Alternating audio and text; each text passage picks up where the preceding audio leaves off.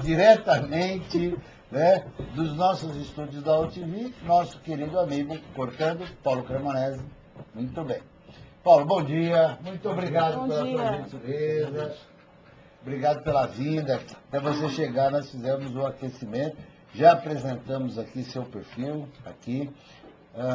Já falei que você é um dos responsáveis por nós termos no Brasil este código, afinal de contas, nunca é uma obra de um homem só, mas sempre tudo que é bem feito é um esforço de muitos bons profissionais que sempre estão adiante do seu tempo, antecipando o seu tempo, e realmente hoje 18 anos do código. O código não deixa de ser um reflexo da vontade do legislador, que é a vontade daquele que o elegeu, a vontade do povo. Então, olha, pegar um exemplo, colocar um exemplo prático de como funciona a engrenagem. Vamos pegar o exemplo de estacionamentos em shoppings, por exemplo.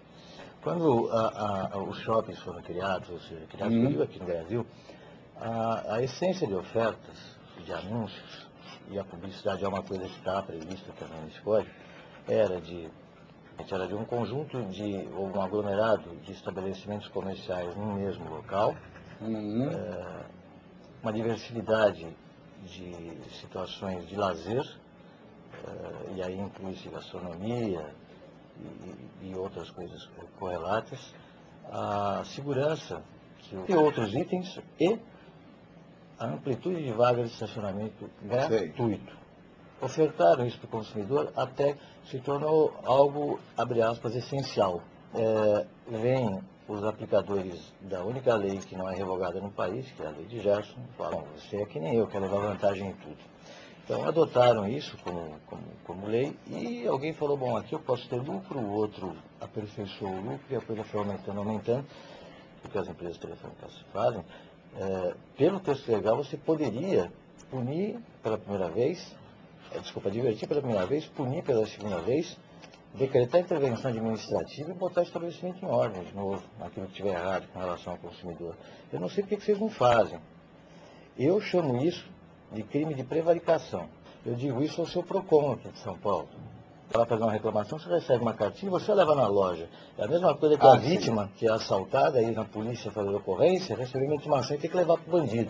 Professor Renato Chaves, gostaria de saber o seguinte, até que ponto o Código do Consumidor se torna um mecanismo ético ou moral? Deveria ser, até pelo caráter de hipossuficiência que eu relatei. Você não pode tratar os desiguais com igualdade, porque você estaria cometendo uma injustiça. Veja bem, como pode uma pessoa que ganha um salário mínimo se confrontar com uma instituição que anuncia um balancete com lucros de 2 a 3 bilhões por mês? Eu falo dos senhores, sim, senhores banqueiros, né? Ou os donos de banco. Então, o assalariado, aquele que recebe salário mínimo, ele vai se confrontar com uma estrutura, com um corpo jurídico dessa natureza, em juízo, ou ele vai enfrentar uma instituição que cobra 160%, 170% de juros ao ano, em condições de igualdade, se a lei não tivesse previsto esta hipossuficiência, se a lei não tivesse previsto, através dessa hipossuficiência, a inversão do ônus da prova foi um avanço, que ela previu efetivamente que a inversão do ônus da prova existisse por conta deste caráter de hipossuficiência. Agora, veja se o judiciário aplica. Sobre a questão do ônus da prova em favor do consumidor, nós temos uma questão postada aqui pelo PM Barreto. Ele fala o seguinte, Sandra, uma pergunta para o Paulo. Como, na opinião dele, ele tem visto nos processos a inversão do ônus da prova em favor do consumidor? Em processos administrativos, não judiciais, mas pela analogia poderia utilizar esse mecanismo, a inversão do ônus da prova, ela tem que ser feita no início do processo. O que os juízes têm se permitido fazer é a coleta da prova para, ao sentenciar, o que eu entendo absurdo, porque o ônus da prova tem que ser invertido no início. A linha, a Crisita está dizendo o seguinte, fui informada por telefone que o nome da minha empresa seria colocado na lista telefônica por 12 parcelas de R$56. Só que só poderia cancelar a inclusão da mesma com 1 ano de antecedência, que portanto sou obrigada a pagar a quantia. Paulo, isso é legal? Não, de forma alguma.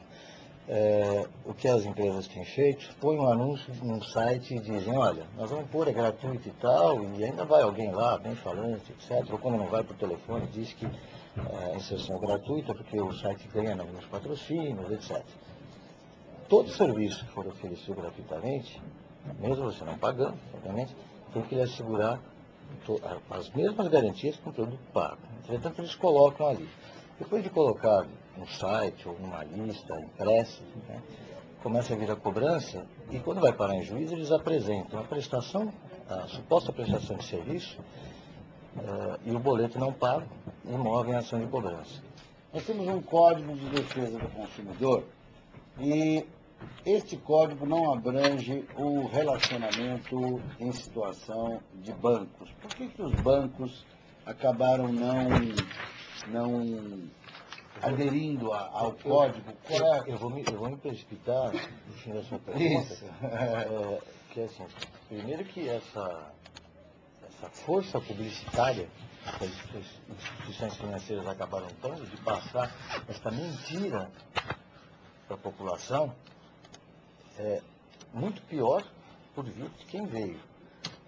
O banco está, sim, inserido dentro do contexto do Código de Defesa do Consumidor, em que pese as suas exaustivas e caríssimas tentativas, com os melhores escritórios da advocacia de São Paulo, de tentar tirar isso do consumidor.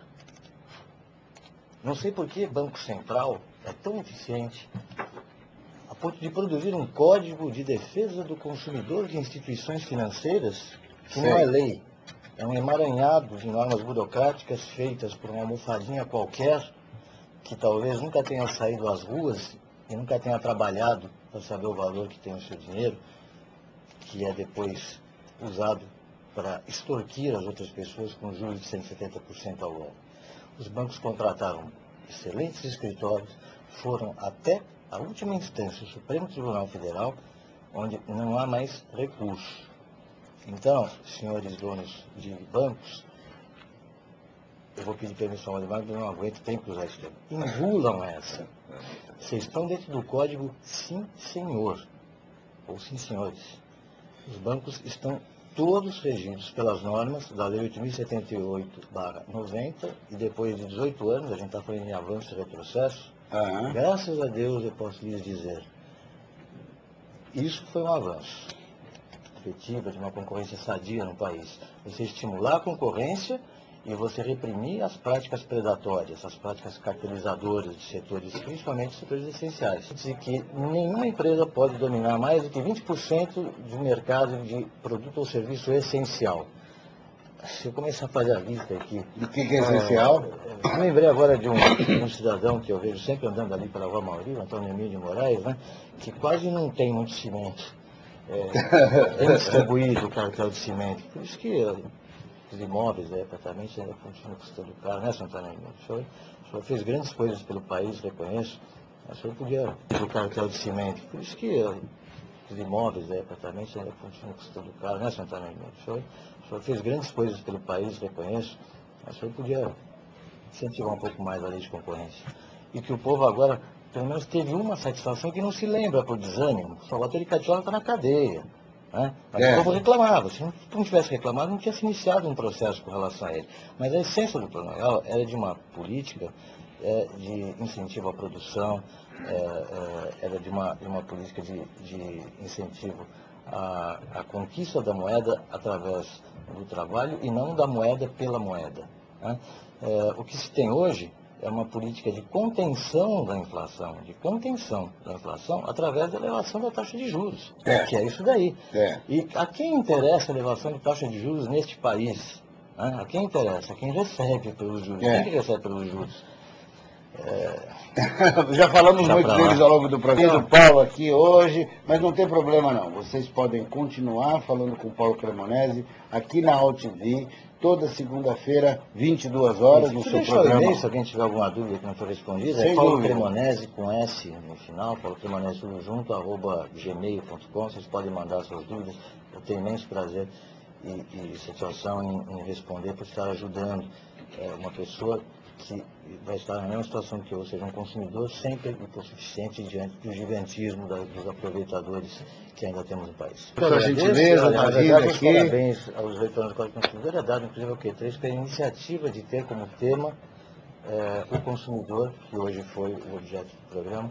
Eu quero parabenizar a sua iniciativa e a importância que você deu ao povo brasileiro, que é, no final das contas, o consumidor e o objetivo maior dessa lei. Muito bom, Paulo. Agradeço você sempre gentil conosco, sempre nos atendendo em tudo que a gente precisa. Bom dia, Obrigada. Sandra.